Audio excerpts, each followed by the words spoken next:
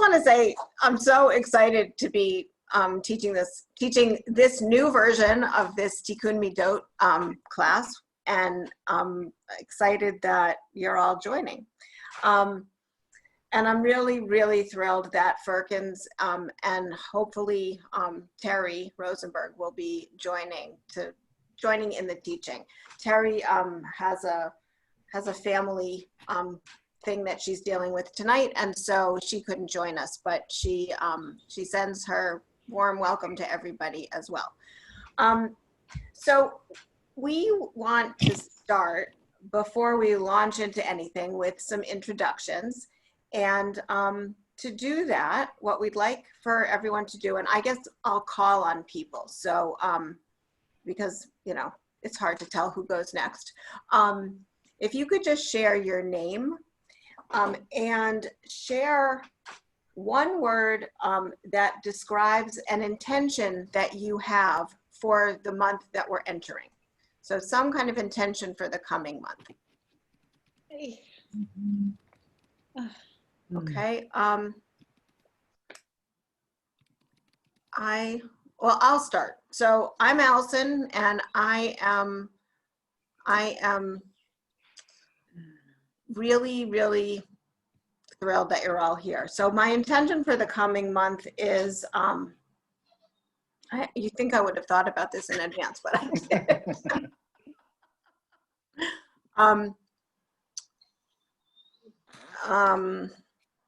So my intention for the coming month is to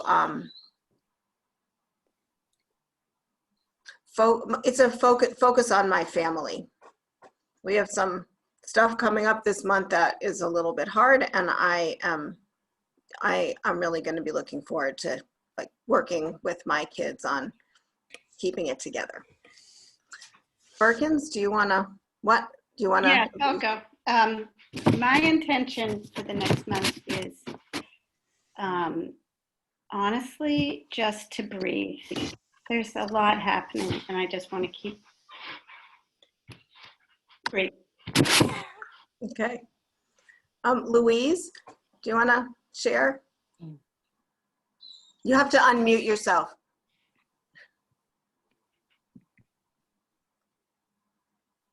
Okay. Great. So for this month, it's a time, I believe, for me too, also to breathe in a time for healing after a major loss. Thank you. Charlie? My intention is to get my paperwork completed so I can retire early January. Well, good luck with that. Shelly? I'm Shelly Buckler, and my intention for this month is to be at peace in the chaotic world that surrounds me. Great. Susan? Susan Posner, my intention is to be serene and try to get through the month. And so we have November. Right. Janet? So I'm Janet Yardley, and my intention is continuing my healing process and learning to hear my body. Heidi? Heidi, and my intention is to be calm in the world that is not so calm. Naomi? My intention is to stay connected with people, even though I'm always in this one room. Margie?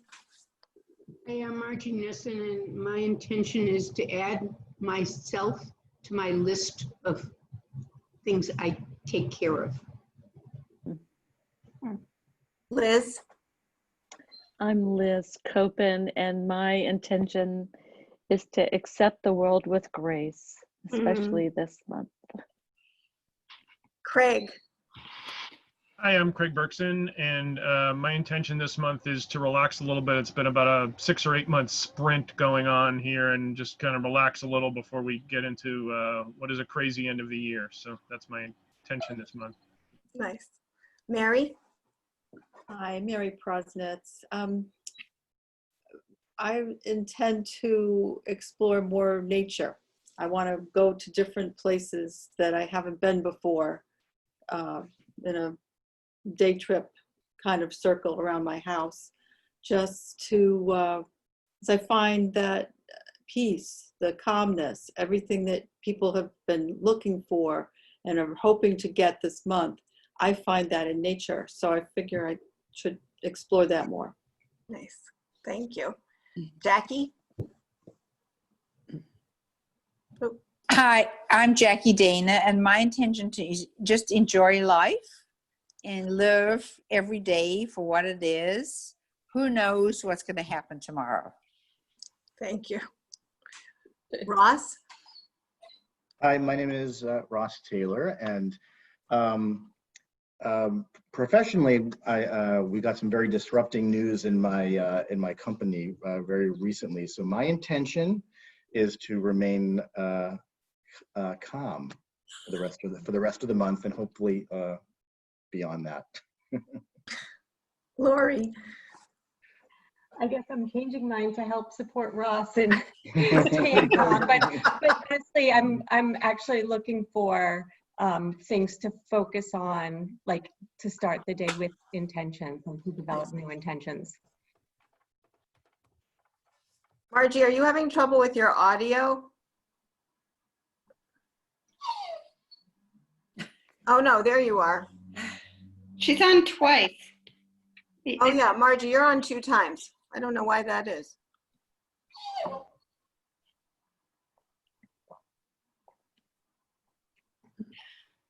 Great. Okay. Did you go yet, Margie? Yeah. Oh, okay. I'm sorry. I'm Olivia.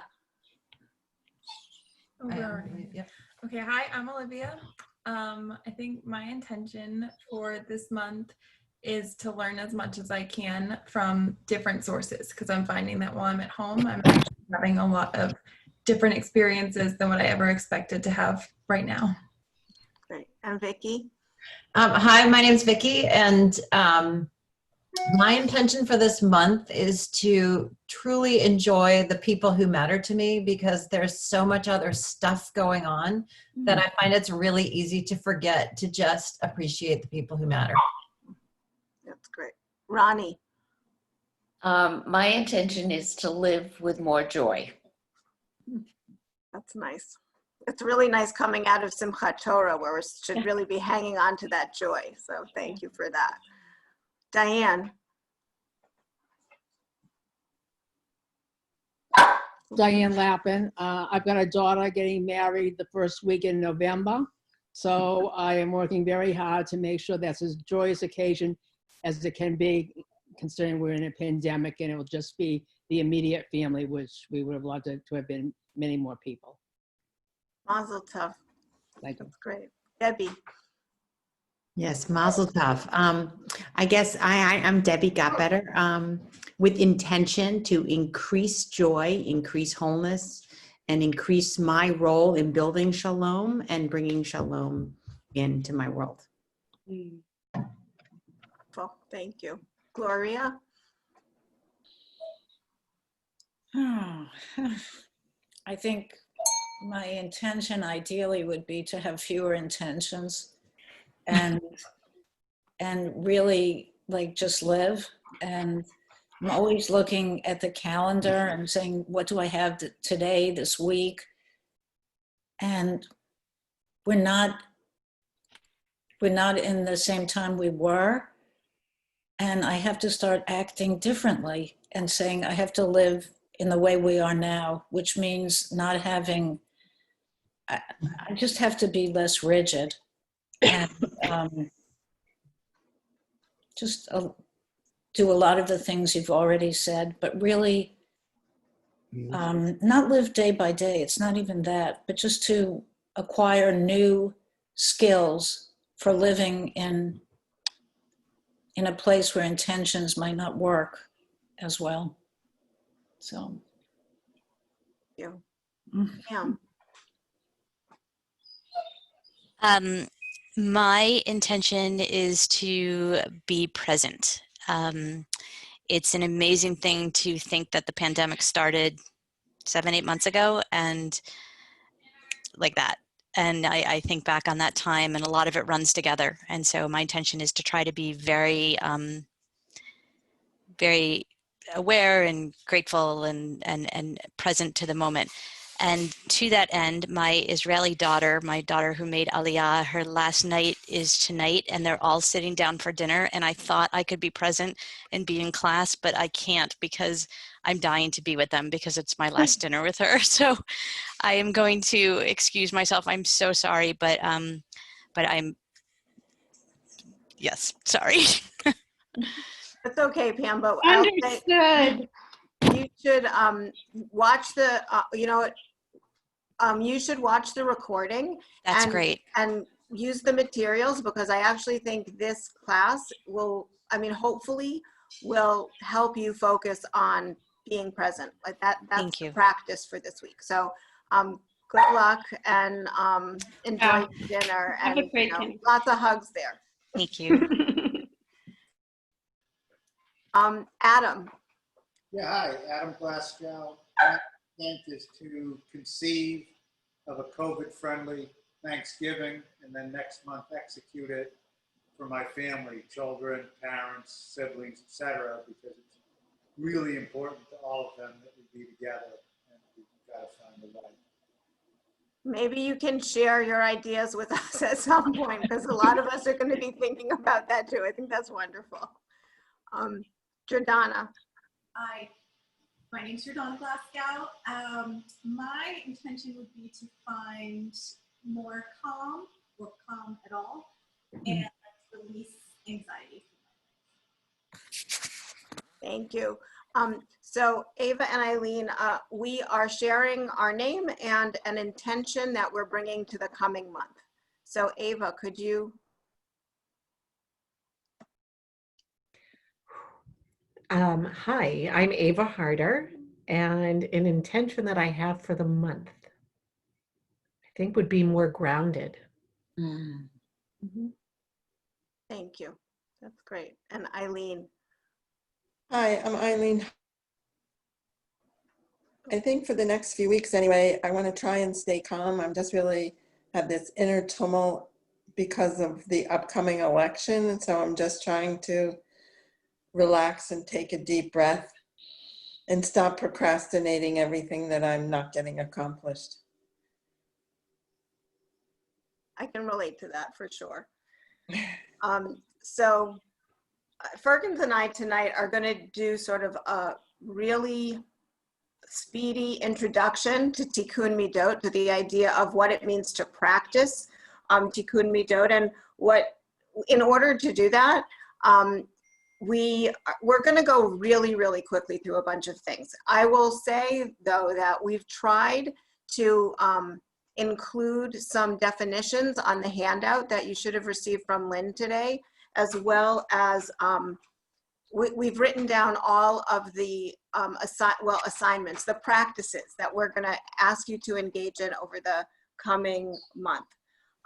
So to start out, I'm just going to share a little bit about what we mean when we talk about Tikkun Midot, and what Tikkun Midot practice is, as well as how this class is going to generally work each time we meet. The definition that we use for midot, midah is singular, midot is plural, is a soul trait. It's something that you already have inside of you that you're looking to cultivate in some way. It's something sort of, well, there's this image of the soul as 3 different layers. And in order to get to the innermost layer, the one that's most in the center, which is our deepest connection to God, we have to figure out how we can cultivate the traits on the outside. And these are traits like humility and patience and loving kindness. We'll cover a number of these over the course of the year. What we'll do is each time we'll study a little bit of text to really understand what the Jewish approach is or the Jewish thought is about each of these traits. And then we will engage in some kind of mindfulness practice. And we will hopefully send you home with some practices to work on. In addition, we are, am I cutting into your thing? Yeah, so No, I'm gonna hold off on that.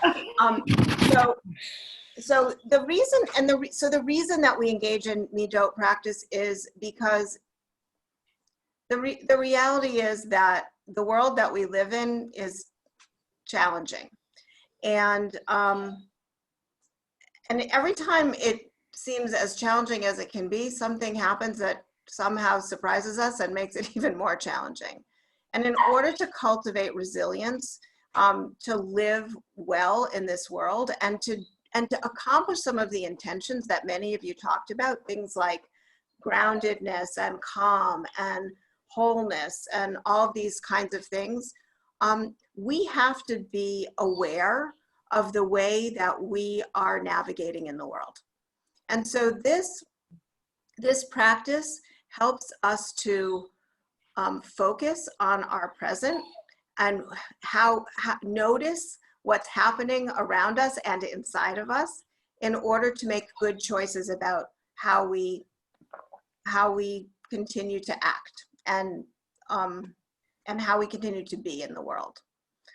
And now I'm going to turn it over to Firkins. Do you have anything to add to that, Firk? No, I think later when we talk about some other stuff that'll come up. I'm going to go let my dog out because, as you can all hear, she's not very happy.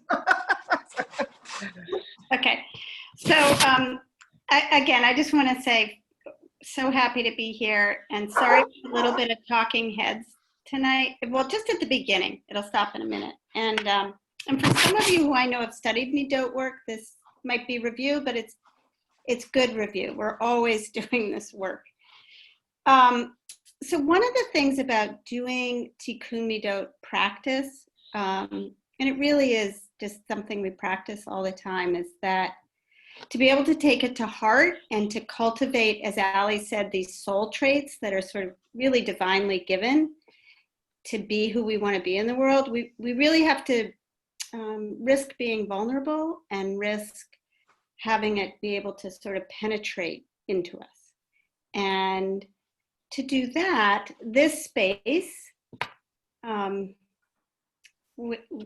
this Zoom space, this virtual living room, I wish we were all in the Beit Midrash, has to be a safe space too, and a space where we feel we can share, or when we're working with each other away from this class and working in another setting by phone or on a walk, that we can share.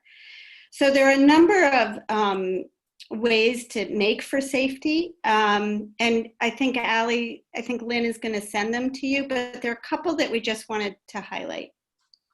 So one of the things that we have to do, and it's really important to this work, is to suspend judgment. Not only about other people, but we have to suspend judgment about ourselves. We can be our own harshest critics, and it's really important that we're more compassionate. So to that end, though, in terms of judging other people, there's no fixing, advising, saving, or setting straight. That's something that Parker Palmer has said, that some of you may have heard of him, a famous educator. We need to trust that everyone here is doing their own work, and it's not our job to fix them. The second thing is to respect each other's differences, and to recognize that other people are not failed versions of us, that they're their own unique people, unique selves, and to stay curious to them. And then lastly, just mention tonight that each of us commits to both conventional and double confidentiality. which basically means what happens here, if anything comes up here or in your work away from this particular setting, that it's confidential, and that also if someone shares something that seems very private or vulnerable, that we don't bring it up again unless they do. It's theirs to bring up again. So I think, Allie, so that's that, and you'll get more written about that. Are there any questions about any of that? No? Okay. So Allie mentioned that I think we're meeting once a month. And in between, there'll be practice opportunities, ways to take this work into your life. And another thing that we do when we study Tikkun Midot is that we have Havruta, or paired. We're going to pair everyone with someone else in this class to meet with in between these sessions to talk about how it's going and the ways that practicing your Midot work is working for you, the ways it isn't, what you're noticing. And I have to say that people really, even those who are reluctant in the beginning, end up very often really loving the paired work, the Havruta work, and it becomes really central to the work of the course. Did I miss anything there, Allie? Did I cover everything? I think that's it. Okay. Okay, any questions? On any of that? Oh, I know one thing. If anybody does have any concerns about being paired or whatever, just reach out to Allie or to me and let us know. Good? Okay, so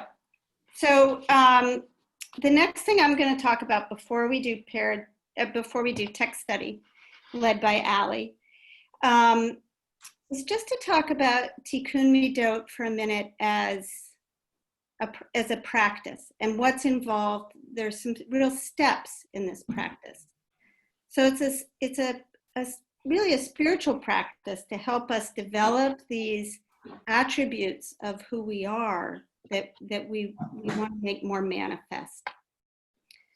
And like any skill or capacity building that we try to do, we get better at it. We strengthen our muscles when we practice it. So IJS, where Allie and I have both studied and actually where I work now, has developed a 3-step process that you can bring to all of the midah, all of the midot, to help us do this. So the first step is, and this is in your handout. So if you wanted to follow along or take notes, if you've printed them.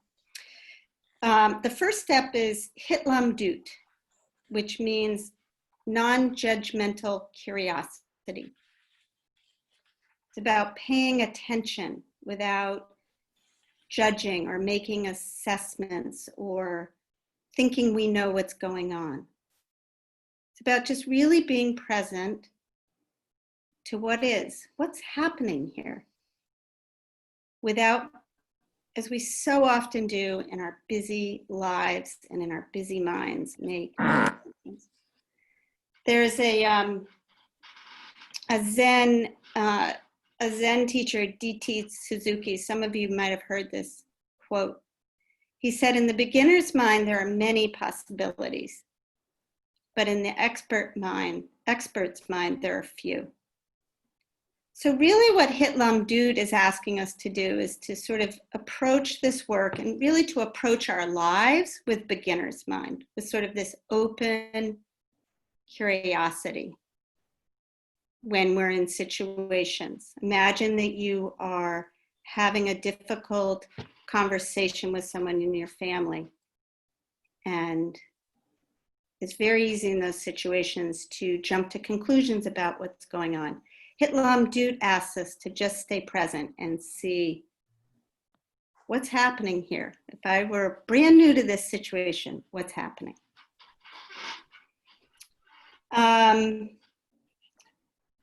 The second step is Bechira, or a choice point. So when we're really present and when we're open-minded and when we're really trying to see clearly what's actually happening and not what we think is happening, we'll find, and especially over time as we practice, that rather than having to be in a situation and react, we can actually choose, we can consciously make a choice, and that we have so many choices before us all the time. So often we think we don't, but we can start to see more choices as we practice. And really, if we want to become sort of the better versions of ourselves and who we want to be, we need to make those kinds of choices. There's a on the sheet that Ali passed that came in the mail, there's this line: an ethical life is a life in which you are aware of and engaged in the practice of making choices. So we're paying attention with open, non-judgmental curiosity. We're aware of these choice points. Viktor Frankl once wrote, it's a famous quote of his, between stimulus and response, there is a space. In that space is our power to choose our response. And in our response lies our growth and our freedom. That's really what Bahira is about. Then the third step in Tikkun Midot practice is teshuvah, which I think we all know, or return. So we often think of teshuvah at the High Holy Days, like where we're called to return to God, to return to our best intentions. But really, teshuvah is, of course, something we do all year round, every day, when we miss the mark and we're not exactly who we want to be, when we raise our voice or don't behave in a certain situation the way we wish. We have the opportunity, we have a moment of choice to return to the intention that we set for ourselves or who we wish to be. And these three steps, Hitlamdut, Bahira, and Teshuvah, really work in concert. They really work together to help us then cultivate these midot, these soul traits or character traits that we wish to. So Ali, did I miss anything there, or does anybody have any questions?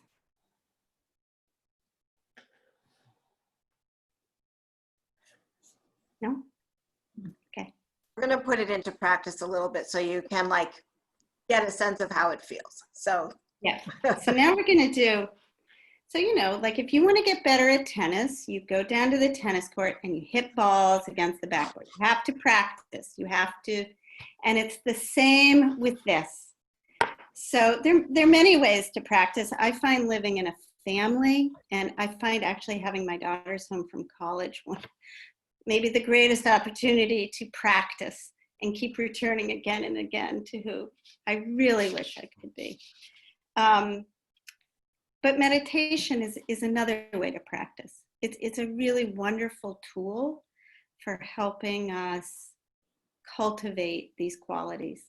And so we are going to do right now a very short, like a 2-minute meditation. And I know some of you are meditators, others of you might never have done it. But I'm sort of asking everyone to move into this space. So if everyone could sort of sit up straight, you want to be able to breathe. And one of the ways that you can think of it is like that our backs are sort of like Jacob's ladder, reaching up to the heavens. Like we're grounded on the earth, but we're trying to reach up to something above us, and our necks are straight and our heads are up. And if you want to have your feet on the ground, on this sacred ground, that's always good. Mine don't touch the floor, but most people's do. So a couple other people's don't either. So, and then you can either shut your eyes. Most people like to shut their eyes. Others just sort of have a soft gaze sort of in front of you. And I'm going to ask you, we're just going to, for a couple of minutes, focus on our breath. Something we do all the time, and we're not even aware that we do it. It's like the central thing we do in our lives is to breathe. So find your breath. You can focus on it where it comes into your nose, it comes into your body, what that feels like. It comes in, the temperature, the sensation, or is it, and as it goes through your body and as it leaves. You can focus on just your nose, the breath, or as it goes through your body and out.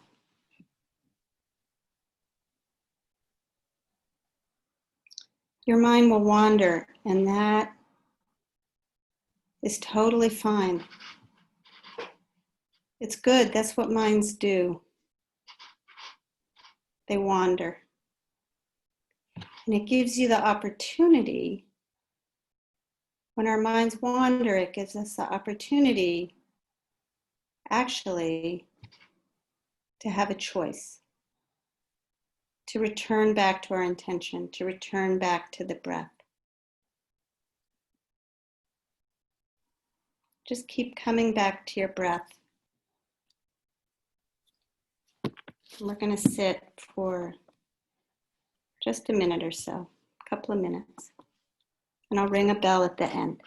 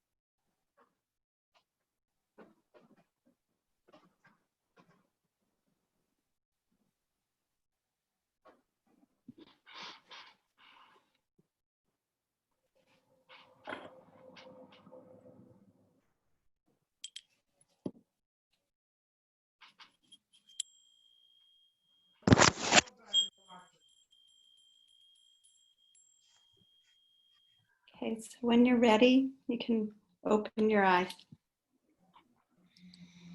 No rush.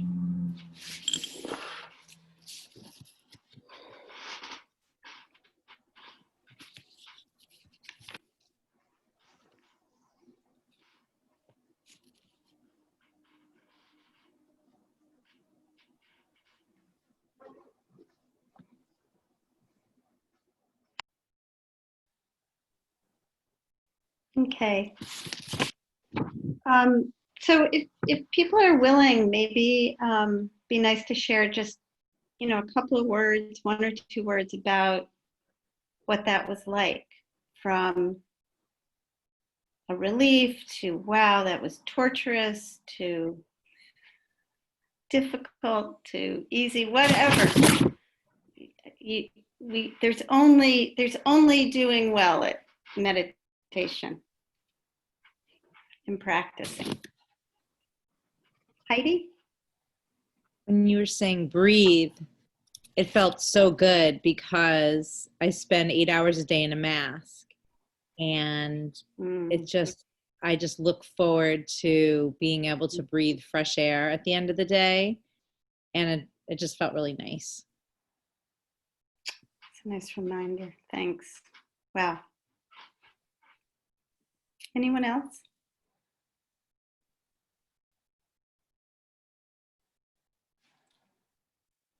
Ronnie?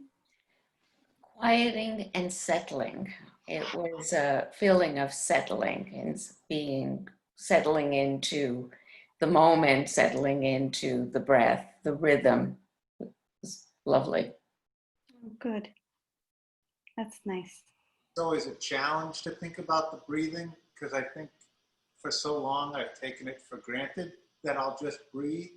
And whenever someone tries to teach me to meditate, for the first few seconds, I breathe in through my nose and out through my mouth, and I'm aware of it. But by the second or third minute, I'm back to doing it unconsciously. So it's a real challenge to stay conscious for me and not take my breath for granted. Right. But I think it's a challenge for all of us, right? Like, and so, like, the real value of it is when we recognize that we're taking it for granted or that our mind has wandered. Like that turning point, that Bahira point is like where all the juice in meditation is. You know, as much as staying focused, it's about turning back to the focus.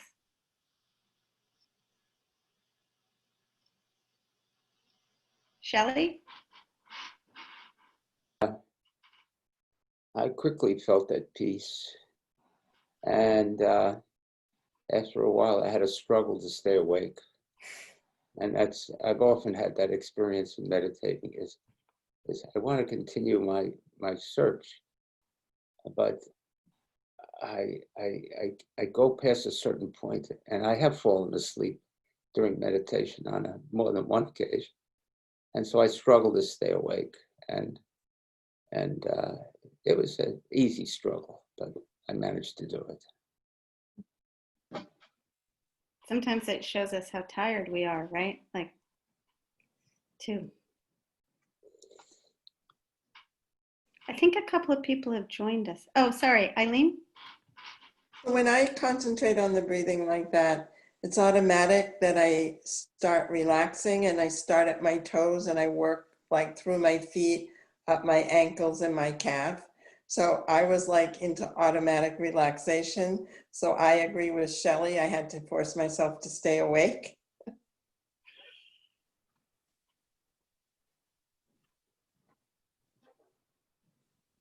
Margie? I found some of my thoughts wandering to what we had previously talked about. And instead of judging myself, I kept saying to myself, it's okay, just keep breathing. So I was able to be a little more forgiving to myself when trying to meditate. Excellent. Excellent. Yeah, no judgment. There's no room for judgment in this. Or in Tikkun Midot work, really. That's not how we change. Janet, are you raising your hand? I am. I feel just a numb emptiness. And years ago, when I would meditate, I would thought that I was like the super duper meditator because I never had these thoughts came in and distracted me and left again. There just was nothing. And what I've come to understand is that I had parts that worked very, very hard to not allow myself to be aware of sensations in my body, because that's how I survived the terror and the pain and the violation of abuse when I was a toddler.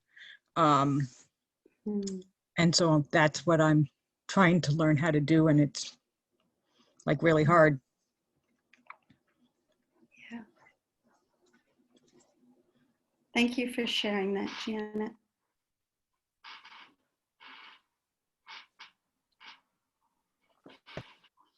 Mary? Well, I have something a little more mundane.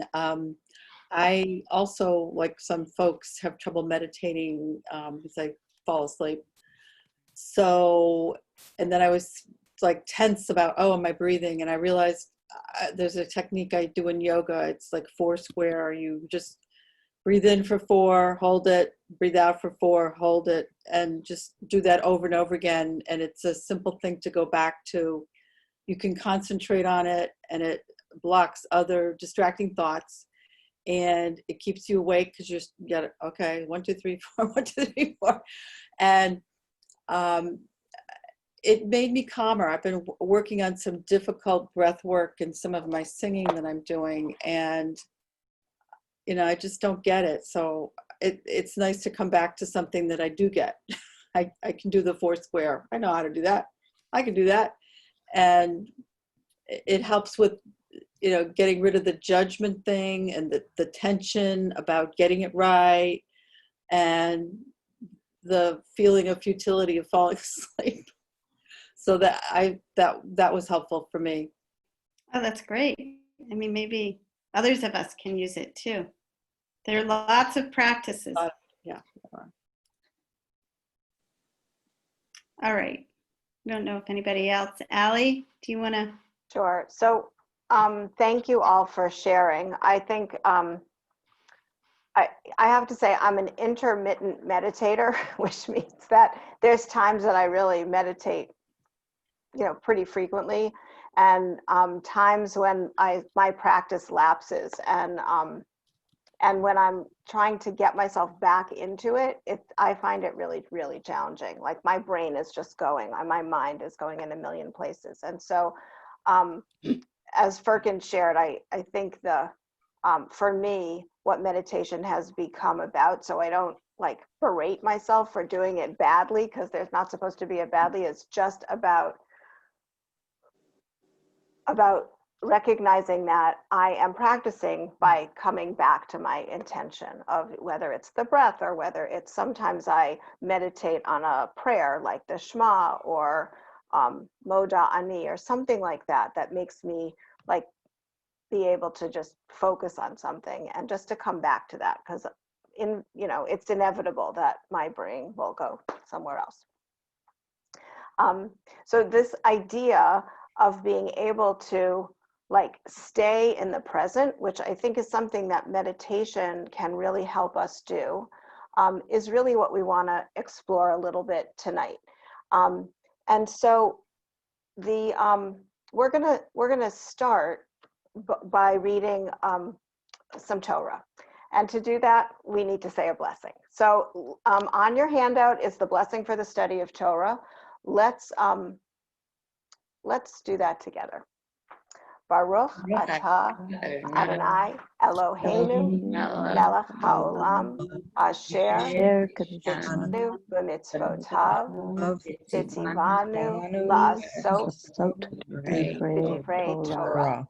Amen. So here's the first question. Why do we start with a blessing? It's not rhetorical.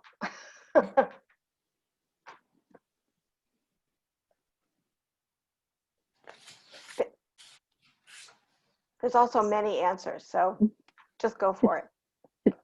It sets an intention. It puts your mind at a point of gratitude. Great. It sets an intention, and it makes us think about the gratitude that we have, and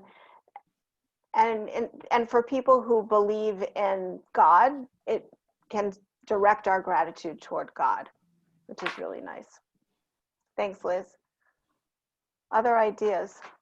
Why do we start with a blessing? It marks a transition. It's sort of a pause and bringing you from one place to another, creating a holy space that you're entering into. Nice. Thanks, Jordana. It takes us out of the space that we were in before and reorients us to a new space that we're entering. That's beautiful. Gloria. You're muted. You're muted, Gloria. We want to hear you. If you believe in God's powers, then it would humble you that before you start this study, that you might think you know everything or you know nothing, but there's always someone who knows more or knows less than you. So I think it's just a good way to keep us from being too much of anything. It's a higher power. Nice. Reminds us of our humility in some way. Humility, Nice. yes. So, you know, blessings, very often when we learn about blessings, we think, okay, I've got to say a blessing because I have to bless the food to make it holy, or I have to bless the, I don't know, whatever it is, the wine or the rainbow that we see, or, you know, there's many, many, many blessings. But blessings are not about blessing the thing.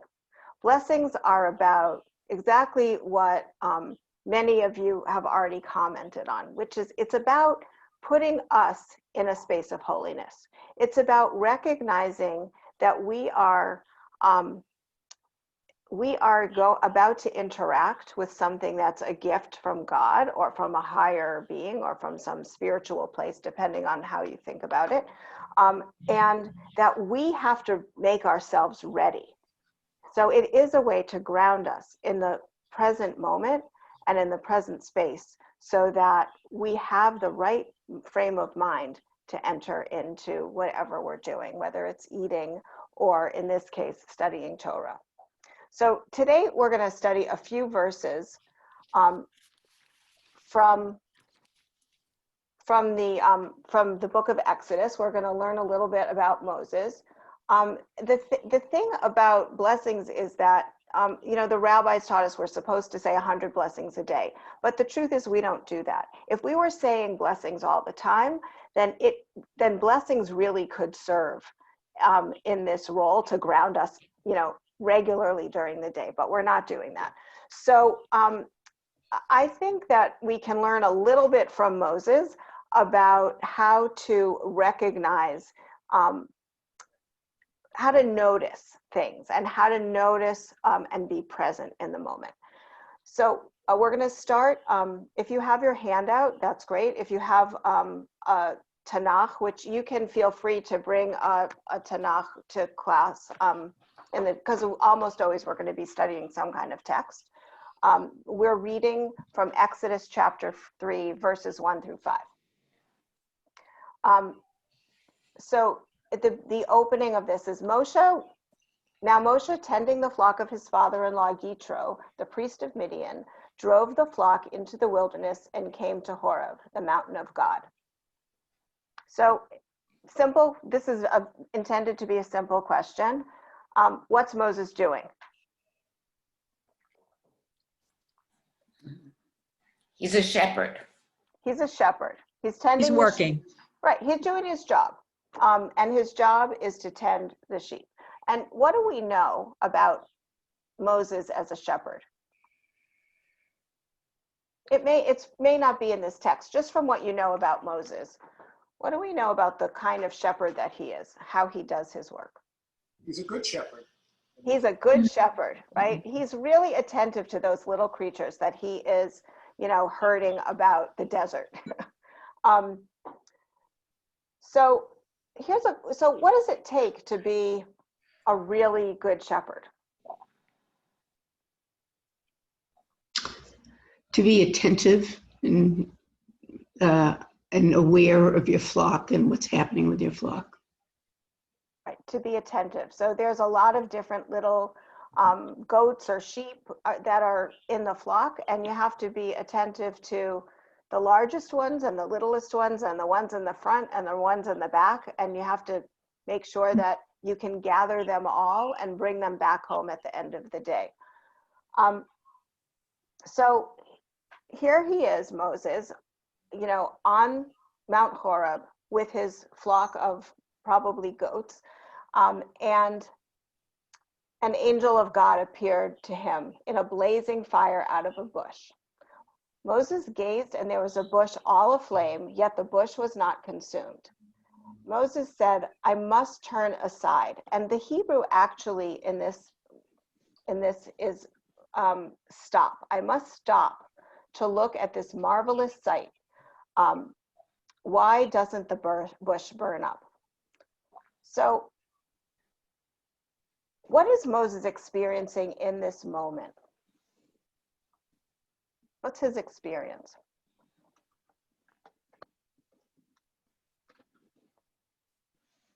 He's seeing something weird.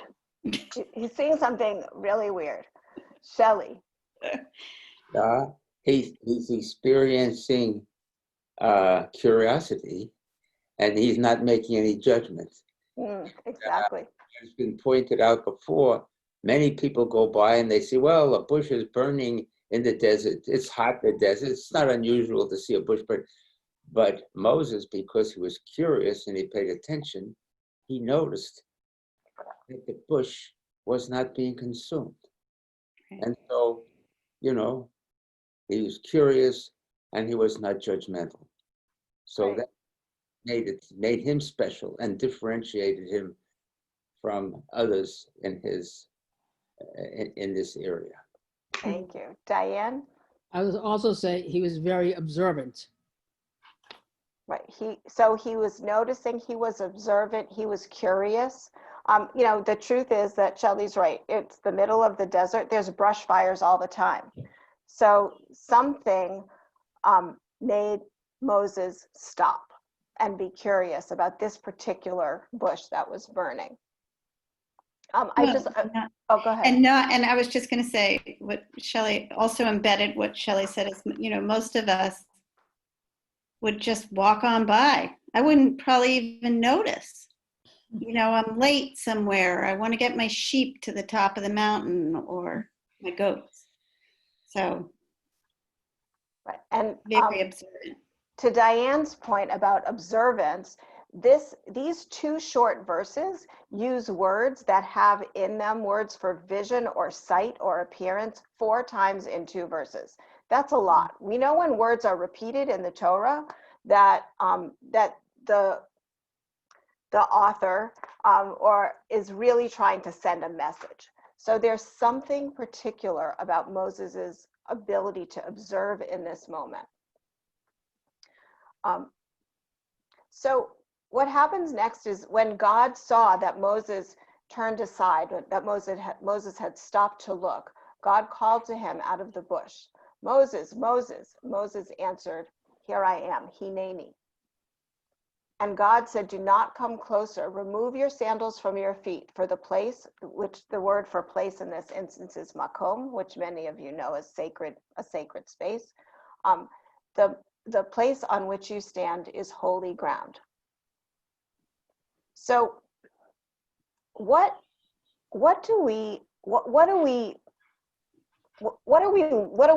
happening here? What's happening in these couple of verses? What's Moses experiencing here? Well, not only is Moses looking, but God is looking too. It's both ways. Right. And that language of seeing happens now, it flips, right? And God is now seeing Moses and observing Moses in God's way. What else is happening?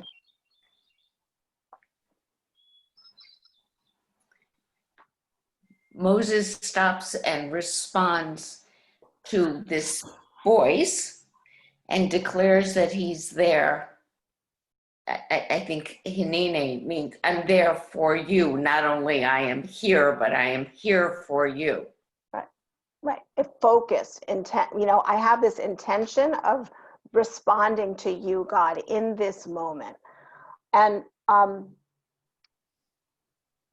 I guess what I wonder is, what is it, as we think about Moses in this moment, what is it that Moses, what are his attributes that make God single Moses out in this moment? What kinds of traits do you see in this text that Moses exhibits that makes God feel like, okay, this is a guy I want to call out to. He's attentive. He's attentive. Curious and not expecting things to be as they always have. Even when he sees something that's actually quite ordinary, right? He maintains a sense of curiosity and check that out. It's a start of a relationship. It is the start of a relationship. That's true. It's good, quite a relationship. It's a first date. Right. So here we are. We're in this situation where Moses is doing his job in the desert. Brush fires happen there all the time, but he notices something spectacular. And in fact, the word that's used to describe the burning bush, where it says marvelous sight, is like it has the root of seeing or appearance in it. So it's like a spectacle. He could have just gone by, right? I mean, but he chooses to stop. He's curious. He observes it, and in this moment, Moses actually makes two significant choices, and these choices change his life and actually the course of history. First, he stops and notices that he's seeing something extraordinary. That's choice number one, that he chooses to stop. And the second is he answers God's call. Right? He actually, God calls out and Moses is there. Hineni, I'm here. I'm ready to listen to what you have to say to me. So how do we take Moses's lesson and apply it to our lives? The ways that, obviously the things that we're going to see in our life are not going to be spectacular like this, but I'll give you an example that I actually was talking to my daughter the other day, and I said, and I'm teaching this thing, I'm trying to think of applications, and she said, well, I'll give you one. She said, I took the garbage out the other day and I was bringing the barrels back in. No, I was taking the garbage out. And so it's kind of a mundane and boring job, but it has to get done. And she said, as I was bringing out the barrels, I noticed this smell in the air. And the smell, I looked at the copper beech tree and noticed that the leaves had just fallen, and I could smell the fall, and it just brought me back to sort of the wonder of the world that we live in. And all I was doing was taking out the garbage. So that's what practicing hitlamdut, noticing, non-judgmental noticing, opening yourself up to the extraordinary in the midst of our ordinary day-to-day lives. Sounds like it's about being present. It's about being present, exactly. So this is the process that we're going to practice in the coming weeks. What we hope that you will do is just take some time to notice and be present. And if that's where it stops for you, that's fine. And the other thing that you might want to do is also, it could also lead you to notice that you have a choice. Sometimes, if we are very present in the moment, we can realize, and sometimes it's actually not until after the fact we realize that we had a choice. Like you're at a meeting and somebody says something that, hits you the wrong way. So you might not realize it in the moment and you could react, or you could realize in the moment that you have a choice. You could respond in one way or a different way. You can walk on Can I just say something there? Sorry, Allie, I just want to, but it's also really doing the work, and it's really doing like doing the practice to notice later. Like that's part of it too. That doesn't mean like you get a B instead of an A. Like it's not like that. It's like, it's just learning to see, and it's all practice, and we're all always working on it. So the practice that we're asking you to do is just to simply notice. And if you're inspired, then jot down some of your, some of what you notice in a journal, or, keep some, you could do it on the computer, but just some way of, so that you can remind yourself of what it is that you're experiencing. And then do you want to say something about Havruta too, Allie? Sure. So we are going to, we're gonna connect you with a partner to study with. We are hoping that as part of your work in the next, in the intervening 3 or 4 weeks, that you'll meet at least once or twice with your Havruta partner, and just talk about what you're noticing. How's it going for you? Get to know each other a little bit, and just share a little bit about your practice. And sometimes the focus phrases, which are on your sheet, are really helpful. Like if you just have one of those, like Allie said that she sometimes meditates to like a morning blessing, but you can just hold these in your head. They really sometimes are very helpful to, like when I'm really distracted, I might, which I can tend to be very distracted. I have a lot in my head going on, to like say something about Hineni, have a refrain about Hineni to try and just be more present and more grounded. So there are a number of them on the sheet. I'll say one more thing about the focus phrases. You can take a look at them, and you can use one of those focus phrases or make up one that works better for you, but write it down. Write it down and put it somewhere prominent. You can put it on your computer, you can put it on your refrigerator, you can put it, on your bathroom mirror, but put it somewhere where you're going to see it regularly so it reminds you of your intention. So we like to close with a poem. I'm sorry we ran a little bit over, but it will be it's quick, and it will help you to focus a little bit. Firk, do you want to read it? Okay, unless somebody else really loves to read poetry, but I do. But okay, I will read it. It's called "Walk, Don't Run" by Rob Bell. Walk, don't run. That's it. Walk, don't run. Slow down, breathe deeply, and open your eyes, because there's a whole world right here within this one. The bush doesn't suddenly catch on fire. It's been burning the whole time. Moses is simply moving slowly enough to see it. And when he does, he takes off his sandals.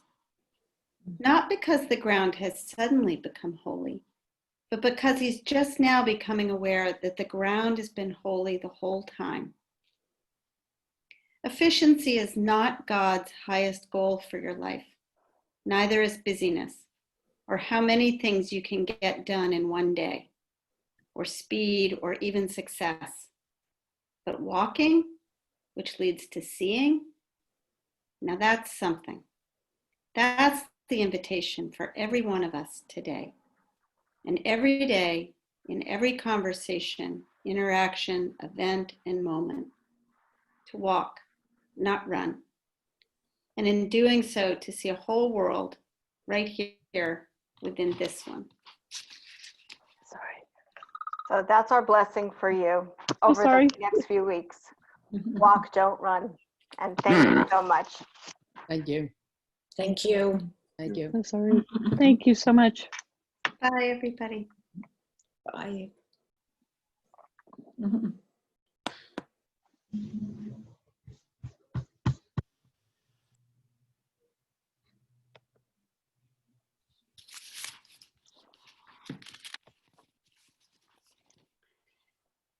Okay, we made Liz cough and cry by having a poem about walking and running. Is that what happened there? Maybe. Ugh. It made me feel terrible.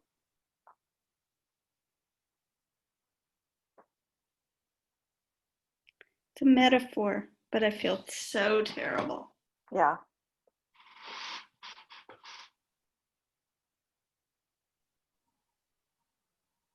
Me too. I feel terrible.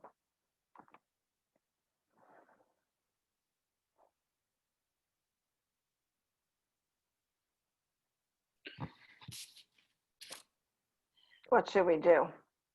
Well, and then there's Janet that we have to talk about. I know, I'm very worried about Janet. What the heck? Has she just remembered like that she was abused or something? Is that what's going on? Yeah. Ay, ay, ay. Oh, that's really hard.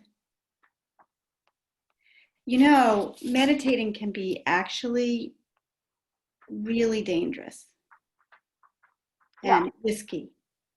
And I'm not sure she should be meditating. I mean, Yeah, it doesn't sound like she should be, and I am nervous about like how I don't know how to do this with, I'm not really sure how to do it with her. I'm not sure if she stays in the class, I'm not sure we can do meditation. Yeah. We just can't. Right. Like I know at IJS, like they've had people who've started meditating. Well, this happened to Carolyn Flammy a little bit. Yeah. But it also happened to a rabbi big time. And memories of abuse came up, and, you know, he had to leave. And it's very risky.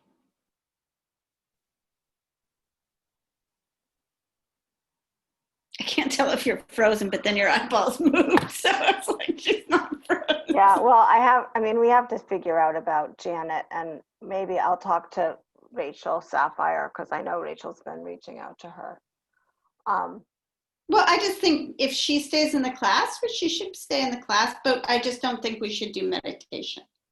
Yeah. Okay. So we'll just have to come up with other mindfulness practices that we can engage in. Or not, or do kind of a workaround. We don't have to do the mindfulness. Like, I'm really of that belief these days. Like, we do. I mean, it's different, but it's just so hard because like things like singing that we would normally could like, okay, so we'll do some nigunim instead. Like we can't do it. It doesn't work on Zoom. So like this is a good conversation to have with Terry, because anyway, we can talk to her too. But let's think about that. Should one of us reach out to Liz? Yeah, I think so.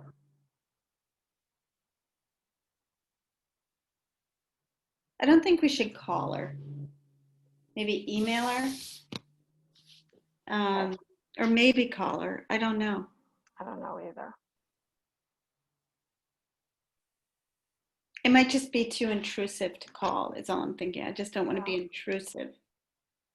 Yeah. Well, I can email her. And I can invite her to have a conversation if she wants to. I just tell her I'm emailing because I didn't want to be too intrusive, but I wanted her to know that I was thinking about her. Yeah, can you say that we both were? That we both were. Because I'm friends with her too. Right, that we were both thinking about her, and that, you know.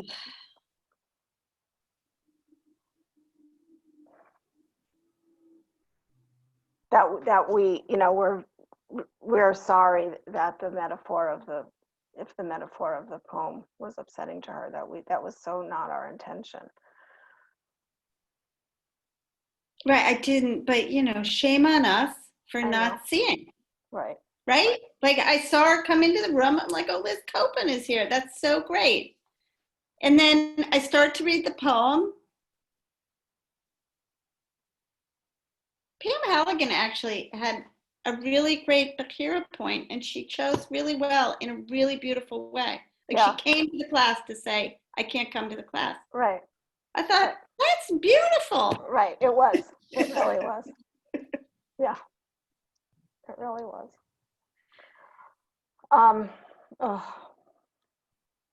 So I also think that we should reach out to Shelly and Gloria. Yeah, there are a few people, and well, Vicky wants to be there with her daughter. Is that what's going on? Yeah. No, so this is, I actually told Vicky that she and Olivia should come to the other class. You did already. Yeah. She wanted Olivia to come to this class because she knew we were going to do this like intro-y stuff. Oh, I see. But I told her to come with Olivia to the other class. Oh, got it. Okay, so yeah, Shelly and Gloria. And is there anybody else?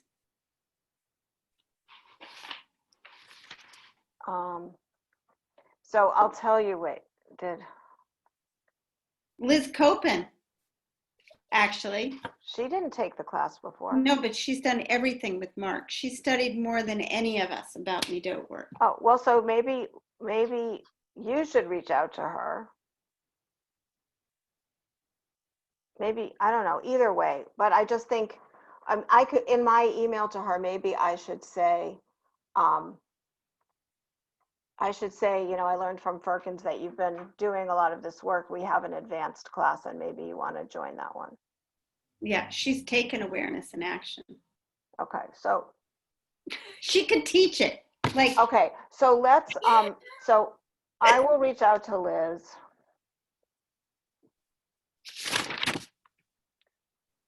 Yeah, so none of the other, so it's just Shelly and Gloria. Yeah. And they just may not have gotten the email, you know, like. Yeah, I'm sure they didn't. I love that Gloria Rose. Me too.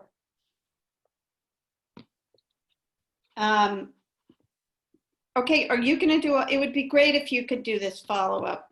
Yep, I will do it. Are you sure? Yeah. Have you gotten the idea that I'm a little busy? My job. Yeah. Yes. I mean, look, this is my page. This is my paying job. So, you know, this is. I would really appreciate it. Ordinarily, of your heart. So I appreciate it. Ordinarily, I would happily help, but that's fine. I just can't right now. It's too nutty.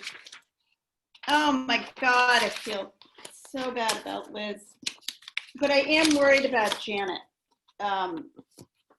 She's really raw. Like, wow, her boundaries are. Yeah.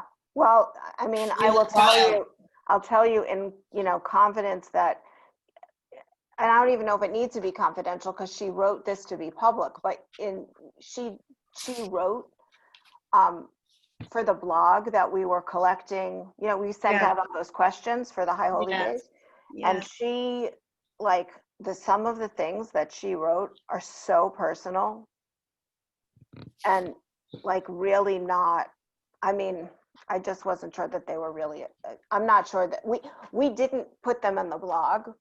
We called Rachel and said, you really need to talk to her. Yeah.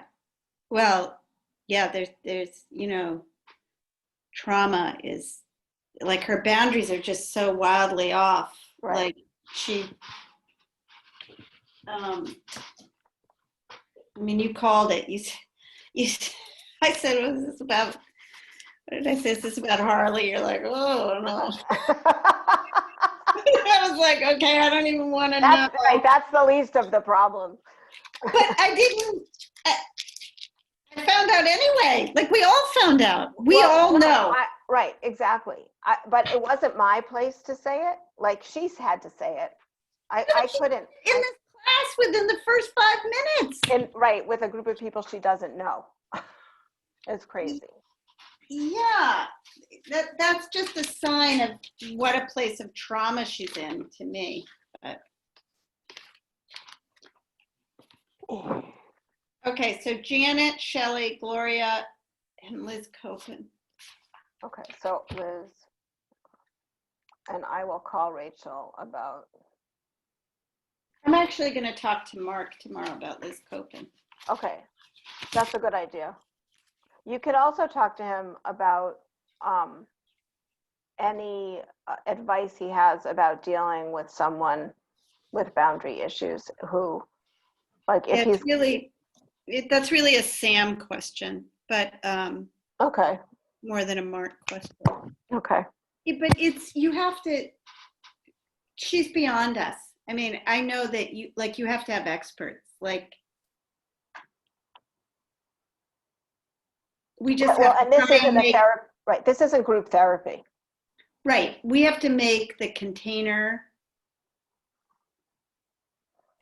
as, you know, safe as possible by not having an opportunity for her to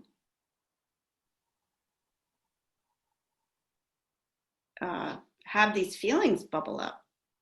Well, the feelings we can't prevent. It's how she shares them. Well, there's that, but there's then also creating a little petri dish. Well, let's meditate for 5 minutes. Right. Right. In it, tell us what do bubbled that. up this time. Like, we can't do that. Mm-mm. I mean, it's complicated. I mean, sometimes people, you know, you have to talk to them and have them, it's not the right setting.